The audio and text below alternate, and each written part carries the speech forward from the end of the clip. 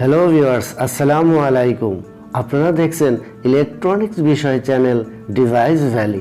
যারা আমার চ্যানেলে নতুন এসেছেন, চ্যানেলটি অবশ্যই সাবস্ক্রাইব করে নেবেন এবং নতুন নতুন ভিডিও নোটিফিকেশন পাওয়ার জন্য পাশের বেল আইকনটি অন করে দেবেন। ভিউয়ার্স, সিআরটি টেলিভিশনের ভার্টিক্যাল লাইন সমস্যাগুলি অনেক সময় খুব সহজেই ঠিক হয়ে যায়, আবার অনেক সময় এগুলো ঠিক করতে বেশ বেগ পেতে হয়। এইটি একটি আল্ট্রা স্লিম টেলিভিশন এবং ব্র্যান্ডেড টেলিভিশন, যদিও চায়না সার্কিট ব্যবহার করা হয়েছে। আপনারা দেখতে পাচ্ছেন এটি একেবারে পিওর একটি আল্ট্রা স্লিম টেলিভিশন। টেলিভিশনটির পিসিবিটি একেবারে ঝকঝকা রয়েছে, যদিও অনেক ময়লা দেখা যাচ্ছে। এই পিসিবিটি এর আগে তেমন একটি কাজ করা হয় নাই। আল্ট্রা স্লিম পিসিবিগুলো বেশ হিট হয়, সে কারণে এগুলো ড্রাই হয়ে থাকে।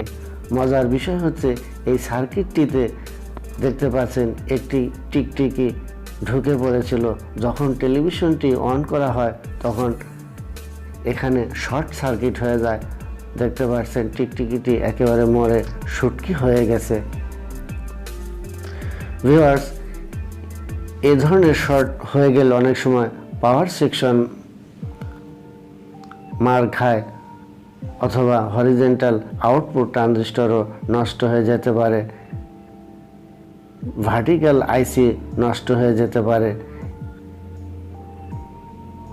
আপনারা দেখতে পাচ্ছেন এই টিকটিকিটি একেবারে শুটকি হয়ে গেছে। এটা আমি বের করে নিয়ে আসলাম। এখন এই পিসিবিটি আমরা খুব সুন্দর করে ঝকঝকে করে পরিষ্কার করে নেব। এটি অনেক ধুলাবালু দেখতে পাচ্ছেন, দীর্ঘদিন ধরে খোলা হয় নাই। পিসিবিটি আসলে অনেক কোয়ালিটি সম্পন্ন পিসিবি। ভিউয়ার্স, আমি সার্কিটটি ধুলাগুলো পরিষ্কার করে নিয়েছি। পাওয়ার দেওয়ার পর এর ইএসটি ক্যাপ থেকে ইএসটি লিক হচ্ছে, আপনারা শব্দ শুনতে পাচ্ছেন। আমরা এই ইএসটি ক্যাপটি এখন চেঞ্জ করে নেব, অর্থাৎ আগের ক্যাপটি ফেলে দিয়ে নতুন আরেকটি ক্যাপ লাগিয়ে নেব, না হলে কাজ করতে আমাদের সমস্যা হবে। আমরা এখন এই ক্যাপটি ফাইনালি লাগিয়ে নেব। ভিউয়ার্স, আমার ক্যাপটি লাগানো হয়ে গেছে। এখন এটি আমরা আটকিয়ে নেব। বর্তমান বাজারে ইএসটি পেস্ট পাওয়া যায়, সেটি দিয়ে লাগালে আরও ভালো হয়।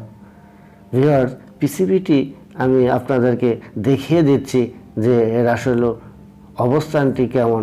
আসলে ক্যামেরার আলোতে এটি খুব একটা ভালো বোঝা যাচ্ছে না, কিন্তু আল্ট্রা স্লিম টেলিভিশন ভার্টিক্যাল সাইডটি বেশ ড্রাই হয়ে থাকে, কারণ এগুলো দীর্ঘদিন চলতে চলতে প্রচুর হিট হয়, সেক্ষেত্রে এটি ড্রাই হয়ে যায়। আমরা প্রথমে এর ড্রাই ছাড়িয়ে নেব, অর্থাৎ আমরা সোল্ডারিং করে ভালো করে থিনার দিয়ে পরিষ্কার করে নেব। এতে যদি আমাদের ভার্টিক্যাল সমস্যাটি সমাধান হয়ে যায় তাহলে তো হলোই, যদি না হয় সেক্ষেত্রে আমাদের ভার্টিক্যাল সাইডটি পরীক্ষা করে দেখতে হবে এর ভোল্টেজ ঠিক আছে কিনা, আইসি পরিবর্তন করে এবং অন্যান্য কম্পোনেন্ট চেক করে দেখতে হবে। ভিউয়ার্স, যদি এই অবস্থায় হয়ে যায় তাহলে তার আমাদের বাড়তি পরিশ্রম করতে হলো না, অল্পতেই হয়ে গেল। একটি কথা বিষয় মাথায় রাখতে হবে, ড্রাই সোল্ডারিং ক্ষেত্রে এমনভাবে সোল্ডার করতে হবে যাতে কোনো অবস্থায় যেন শর্ট না হয়, এবং শর্টগুলো খুব ভালো করে পরীক্ষা করে দেখতে হবে। ফাইনালি এখন আমরা এটি দেখব পাওয়ার দিয়ে আমাদের সার্কিটটি কোন অবস্থায় আছে।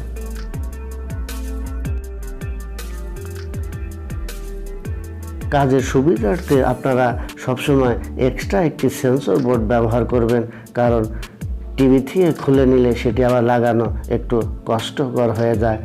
আমি টিভিটি পাওয়ার দিয়ে দিয়েছি, এখন দেখব এর স্ক্রিনের অবস্থানটি কী। আপনারা দেখতে পাচ্ছেন আমাদের স্ক্রিন কিন্তু ফুল লাইট চলে এসেছে, অর্থাৎ ভার্টিক্যালি যে সমস্যাটি ছিল সেটি ড্রাইয়ের কারণে, লুজ কন্ট্যাক্টের কারণে সমস্যাটি দেখা দিয়েছিল, এখন এটি ঠিক হয়ে গেছে। ফাইনালি আরেকটা সমস্যা দেখা যাচ্ছে, অর্থাৎ পুরাতন একটি টিভি খুললে একটির সাথে আরও অন্যান্য রিলেটেড অনেক ফল্ট থেকে যায়। এখানে যে নেটবোর্ডটি দেখতে পাচ্ছেন, নেটবোর্ডেও কিন্তু প্রচুর ড্রাই আছে। আপনারা এই ধরনের ক্ষেত্রে ড্রাইগুলো ভালো করে সোল্ডারিং করে নেবেন। আমরা এখন এর ডিস লাইন লাগিয়ে দেখব এর ছবির ও সাউন্ডের অবস্থান কেমন আছে। আপনারা দেখতে পাচ্ছেন এর ছবি এবং সাউন্ড সব ঠিক আছে। ফাইনালি এর যে কালারটা জমে গেছে সাইড দিয়ে, এখন এই জমা কালারটি আমাদের ঠিক করতে হলে আসলে এর যে পিটিসিটি আছে, এই পিটিসিটি খারাপ হয়ে গেছে।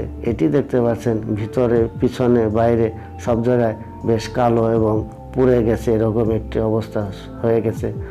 আমরা 3 পিনের একটি পিটিসি এখানে লাগিয়ে নেব। যদি 3 পিনের না থাকে 2 পিনেরও আপনারা ইচ্ছা করলে লাগাতে পারবেন। ভিউয়ার্স, ভিডিওর একেবারে শেষ পর্যায়ে চলে এসেছি। যদি ভিডিওটি ভালো লাগে অবশ্যই একটি লাইক, কমেন্ট, শেয়ার করবেন। আজকের মতো এই পর্যন্তই। আল্লাহ হাফেজ।